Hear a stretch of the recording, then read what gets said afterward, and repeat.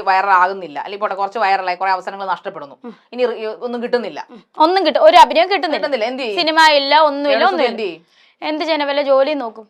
വല്ല ജോലി എന്ന് പറഞ്ഞാൽ അഭിനയം അല്ലാത്ത വേറെ വല്ല ജോലി, വേറെ ജോലിക്ക് പോകാൻ അറിയാന്നല്ല, കിട്ടിയാൽ ഞാൻ ഒരുപാട് ജോലിക്ക് ശ്രമിച്ചതാണ്. അപ്പോൾ എല്ലാവരും പറയുന്നത്, ഇന്റർവ്യൂ കഴിഞ്ഞിട്ട് പറയുന്നത്, നിങ്ങൾ നാടകത്തിനകത്തുണ്ടെന്ന് പത്രത്തിലുണ്ടായിരുന്നു, നിങ്ങൾ ലൈം ലൈറ്റിൽ നിൽക്കുന്നവരാണ്, അപ്പൊ നിങ്ങൾക്ക് ഇടയ്ക്ക് നാടകം വന്നാൽ ഞാൻ നിങ്ങൾക്ക് എങ്ങനെ ലീവ് തരും.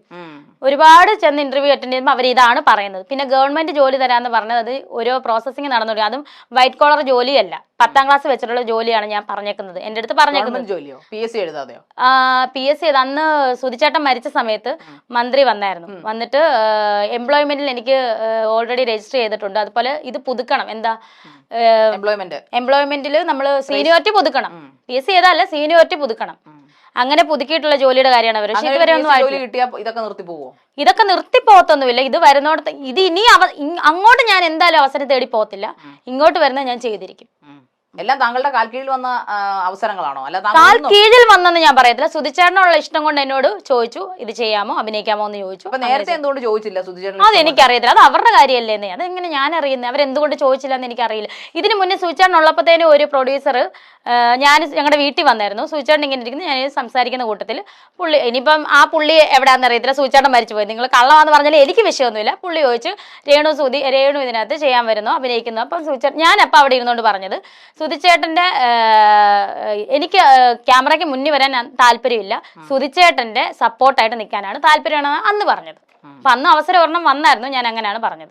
സുധിച്ചേട്ടനുമായിട്ട് നിങ്ങൾ നല്ല രമ്യതയിലാണോ കഴിഞ്ഞത്? നല്ല സന്തോഷത്തിൽ, നല്ല എന്താ, എന്നെ സുധിച്ചേട്ടൻ സത്യം പറഞ്ഞ മോളെന്ന രീതിയിലാണ്, ഒരു മോളെ പോലാണ് എന്നെ ഞാനപ്പോ പലപ്പോഴും ചോദിക്കാറുണ്ട് എന്നെ എന്തിനാ, കാരണം ഫുഡ് എടുത്ത് കയ്യിൽ തരുന്നത് ഞാൻ കൊടുത്താലും പുള്ളി മേടിക്കത്തില്ല, പുള്ളി എനിക്ക് തരണം. എന്നെയും കിച്ചുവിനെ അങ്ങനെയാണ് കണ്ടോണ്ടിരുന്നത്. പിന്നെയാണ് ഋതപ്പം വന്നത്.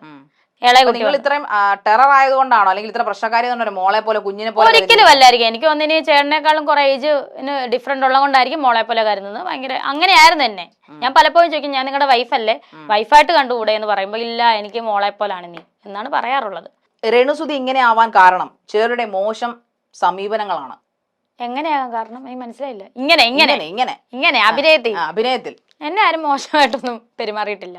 അതായത് ഇപ്പോ കുറച്ചു മുമ്പ് നമ്മളെ ഇന്റർവ്യൂവിന്റെ തുടക്കത്തിൽ പറഞ്ഞിരുന്നല്ലോ, ഞാൻ ഇനി എന്തും ചെയ്യും ഇന്ന് അഭിനയിക്കെ ആയതുകൊണ്ടാണ് ഞാൻ ഇങ്ങനെയൊക്കെ പറയുന്നത്, അതുകൊണ്ടാണ് അത് ശരിയാണ് എന്നാണ്. അപ്പൊ അത് മറ്റുള്ളവർ അങ്ങനെ പറഞ്ഞുകൊണ്ടാണ്, ഇല്ലെങ്കിൽ കുറെ കൂടെ നല്ല അഭിനയം കാഴ്ചവെക്കുമായിരുന്നു. കാഴ്ചവെക്കുമായിരുന്നു തോന്നുന്നു. അങ്ങനെ അഭിനയിക്കാൻ പറ്റൂ? പഠിക്കണം. രേണു പേടിക്കുന്നത് ആരെയാണ്, എന്തിനെയാണ്? ദൈവത്തെ പേടിയുണ്ട്. പിന്നെ എന്തിനെ എന്ന് ചോദിച്ചാൽ നാളത്തെ ഭാവി എന്തായി തീരും, ഒരു സ്റ്റെബിലിറ്റി വന്നിട്ടില്ല, അതിനൊരു പേടിയുണ്ട്, എന്തായി തീരുമെന്ന്. ഈ രണ്ട് കാര്യത്തെയാണ് ഞാൻ പേടിക്കുന്നത്.